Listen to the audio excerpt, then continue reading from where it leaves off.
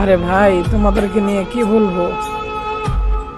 আমাদের যত বাইকার ভাইয়েরা আছে, আসলে জানি না, এমনি সবাইকে জ্ঞান দিতে জানে, কিন্তু এই বাইকটা হাতে আসলে ওই জ্ঞান কারো থাকে না, সবাই ওভার স্পিডে চালায়। আসলে এই যে একজনের কারণে আজকে দেখেন কতজনে একসাথে। আমরা যদি একটু সতর্কভাবে চালাই তাহলে কিন্তু এত কিছু হয় না।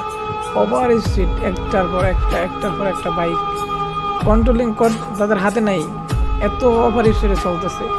কিরে ভাই, কন্ট্রোলিং হাতে রেখে চালালেই তো হয় রে ভাই।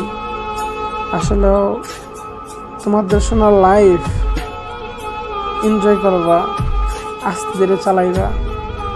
এই মাওয়া মাওয়া রুট নিয়ে কি বলবো, আসলে অস্থির একটা রুট। এইখানে তোমরা এরকম ঘটনা করাইতেছো।